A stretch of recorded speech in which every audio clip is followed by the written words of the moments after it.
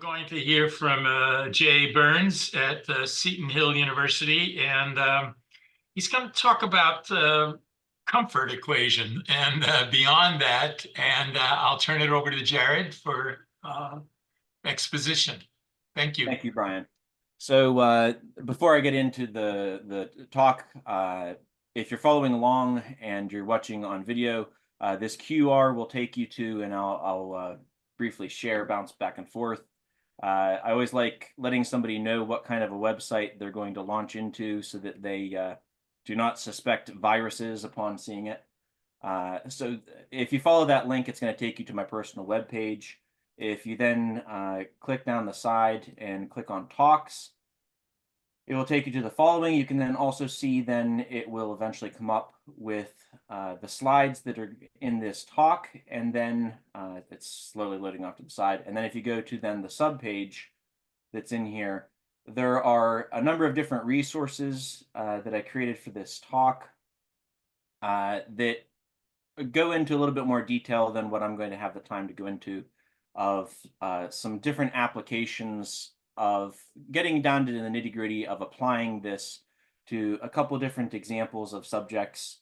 So for instance, I give an example of how to integrate some of these topics into a liberal arts course, how to integrate some of these topics into a calculus course, how to integrate some of these topics into a couple of different interdisciplinary connections.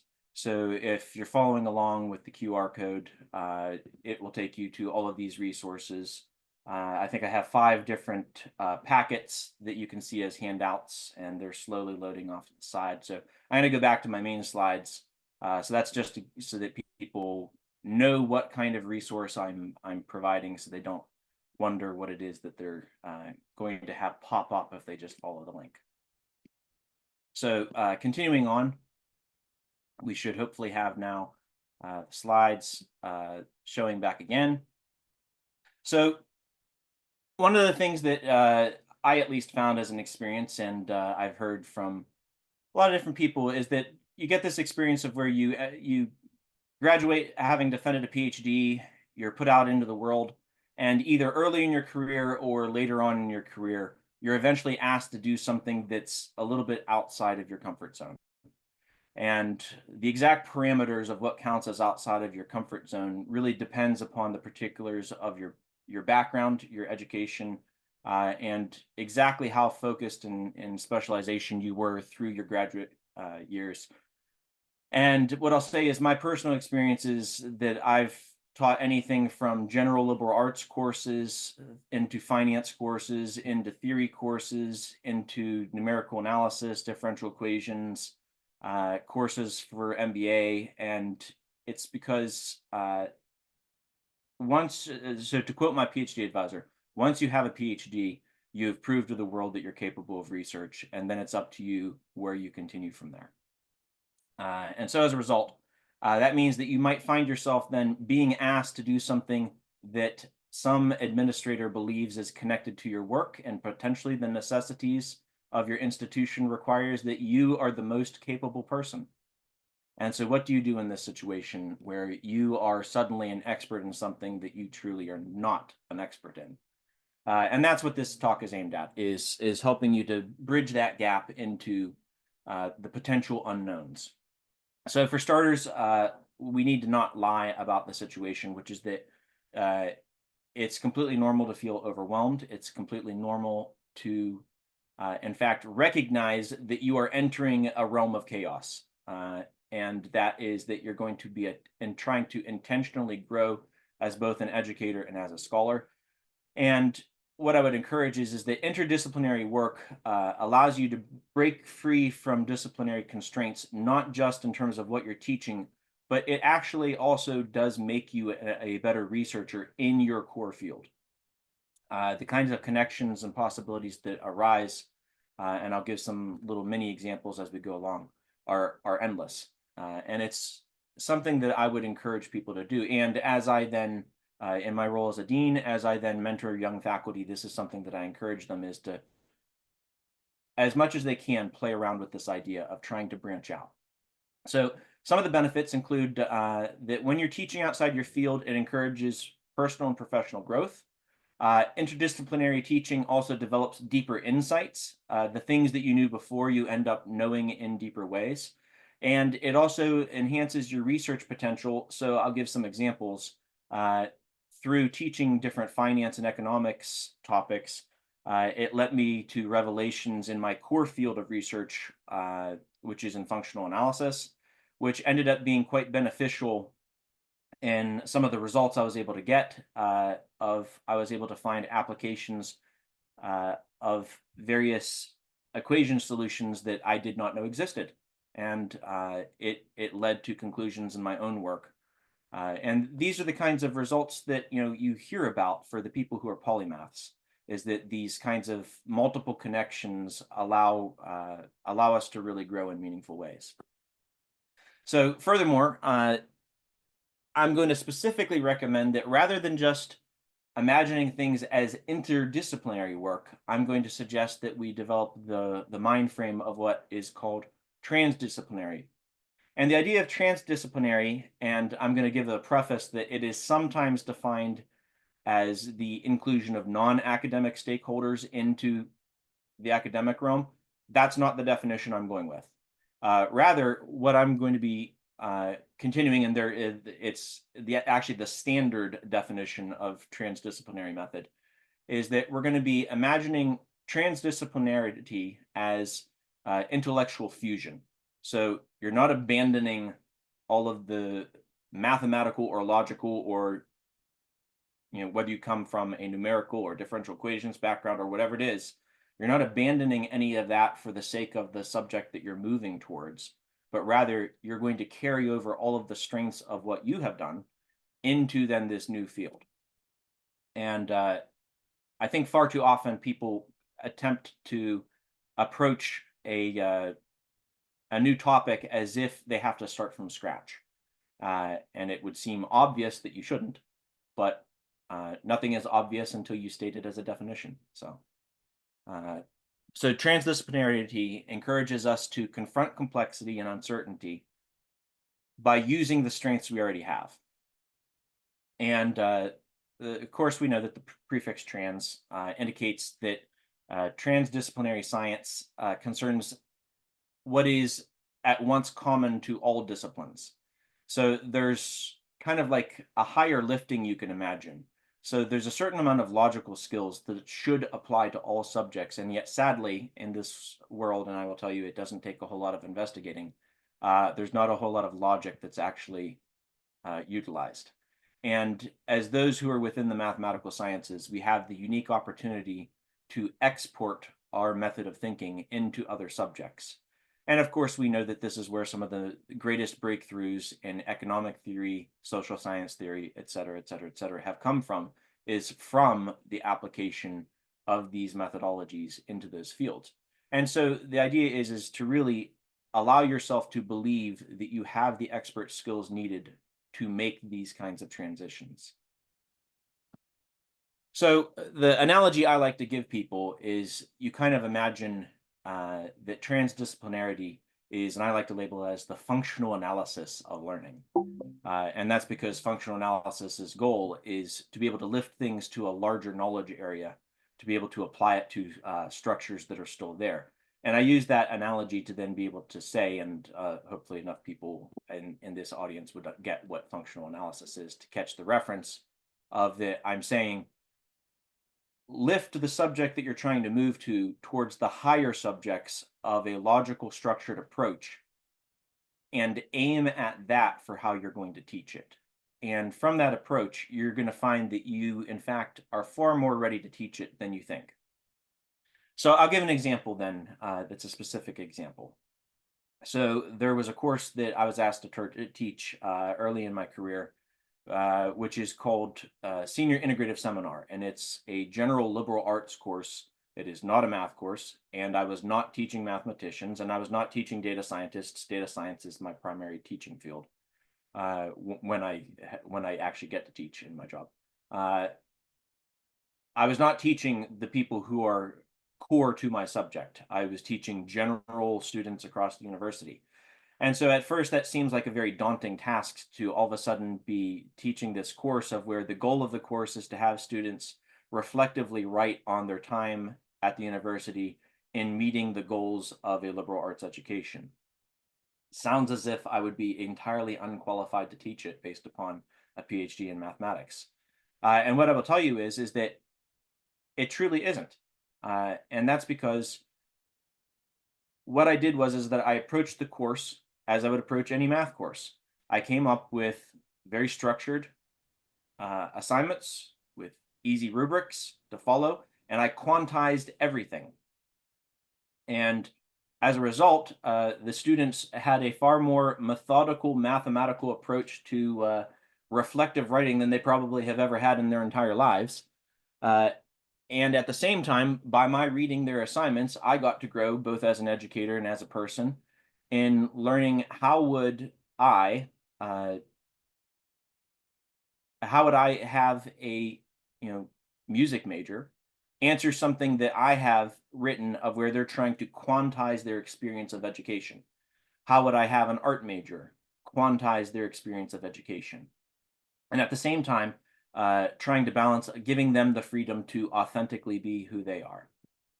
And that was a marvelous experience and one of my first actual experiences and branching out in other areas. So I kind of hit the ground running hard on that. But it turns out it was a phenomenally entertaining experience and one that I would highly encourage to anybody if you get that kind of opportunity.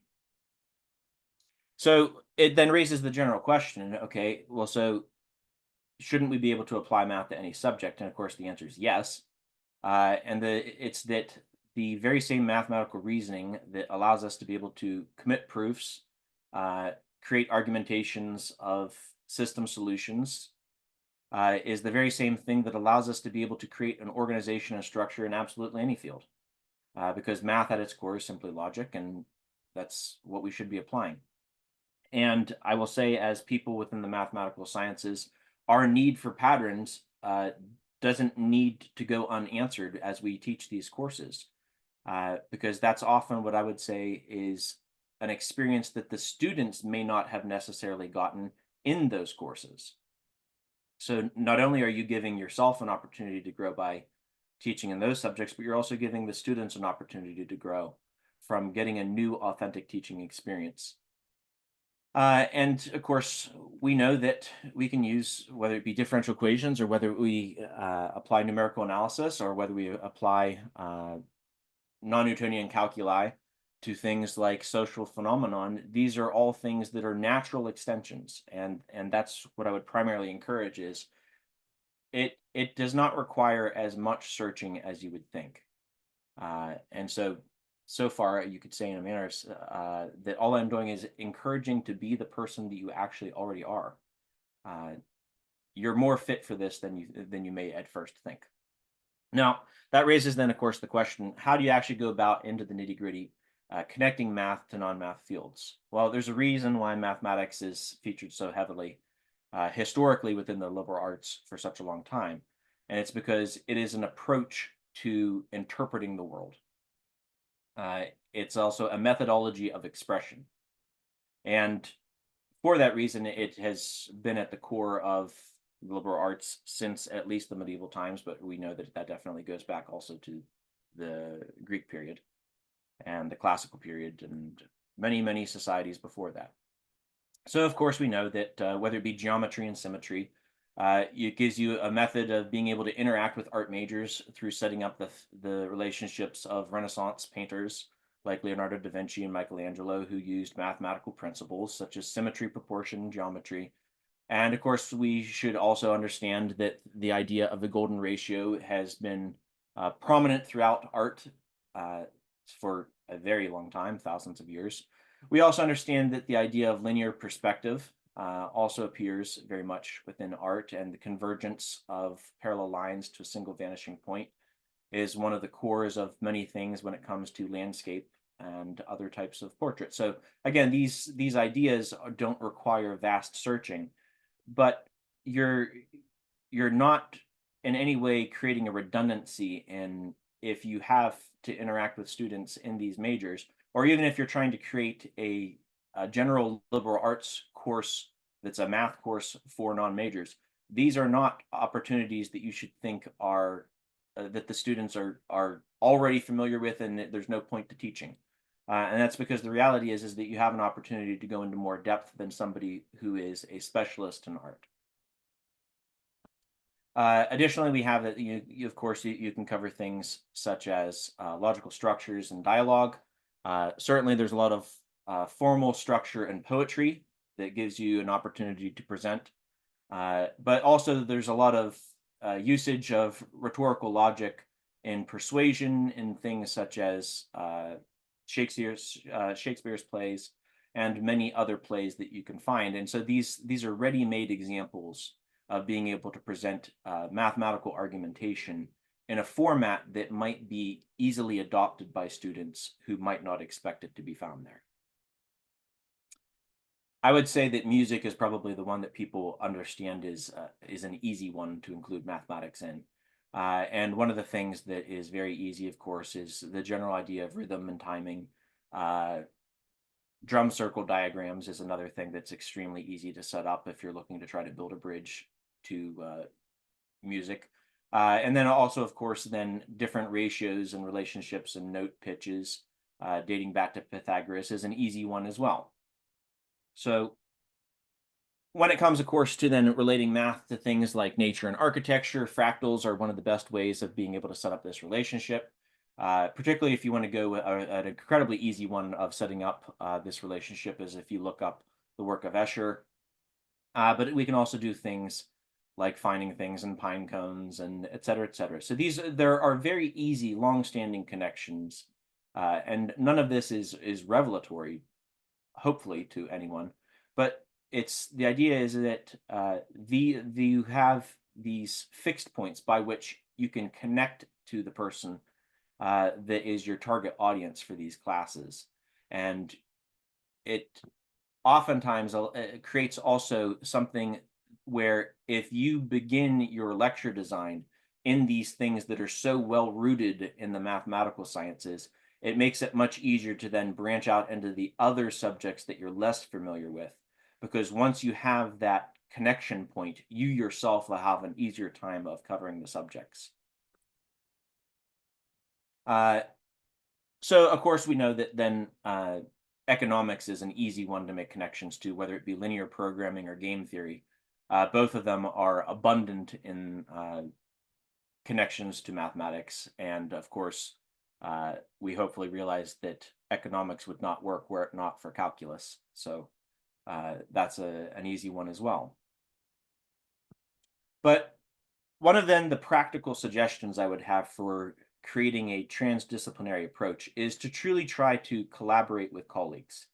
And by that, I don't just mean working with your colleagues who are in your field specific area, but what I truly mean is to collaborate with your colleagues who are in those core areas. So particularly if you're at a small institution and you have that flexibility of actually in-person interacting with people who are in the finance field, who are in the economics field, having discussions on what their research is, what they cover in the classes. These are where you're going to find these connections, and you're going to learn from them, often through these informal conversations, ways of being able to connect the subjects together.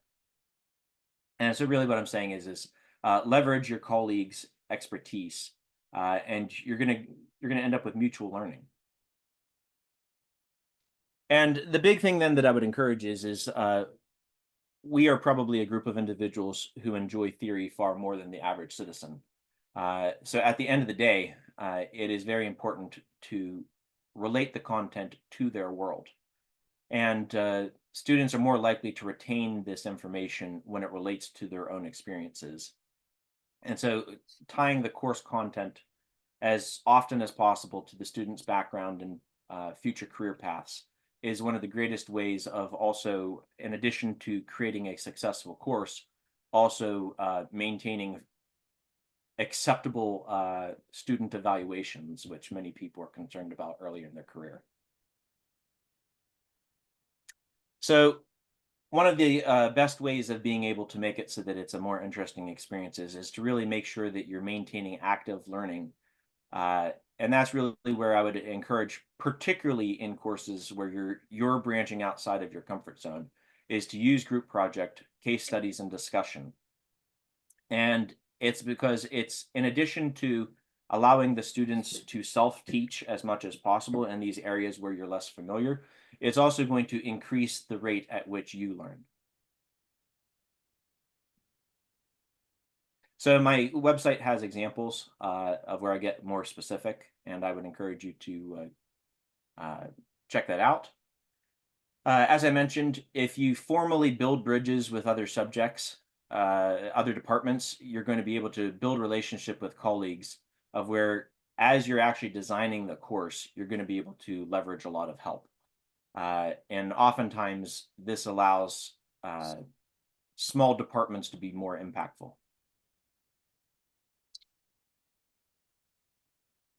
And co-teaching is another thing that I would encourage. I've co-taught a couple classes. Oftentimes you don't know that it's possible unless you bother to ask, is also what I would say. And co-teaching can be a very rewarding experience of swapping off with somebody else. So being able to swap off with, and I've done this with some of my colleagues who are chemists, some of my colleagues who are economists, and it's a great way of being able to bring together skill sets that are very different. And then finally, what I would then, well, close to finally, is what I would say is that innovative outcomes from cross-disciplinary work is really one of the, what I think is most beneficial impacts of transdisciplinary work, is that, as I mentioned before, your own research is going to expand, and it's going to deepen your appreciation of the interconnections between your subject and other realms. And it's going to lead to joint work that you might not have seen possible prior to actually attempting it.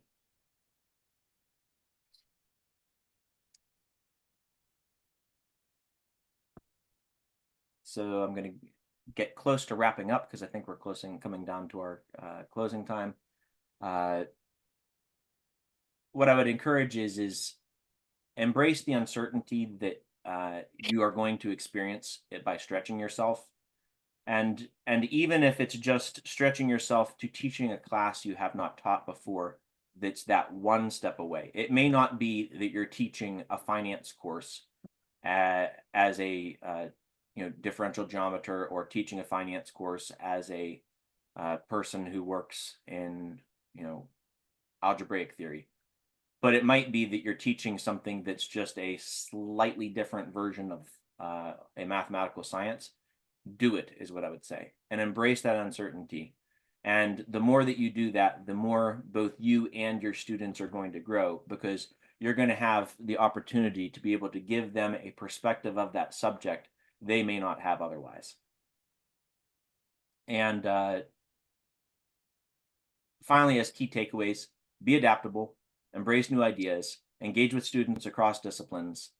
And as kind of like my final quote, what I would say is the best way to aim to be a polymath is by actually doing poly with your maths. So if you never bother to actually do anything other than pure mathematics, you're not truly going to be doing multiple subjects at once. Well, I'm ready to take the journey. Thank you.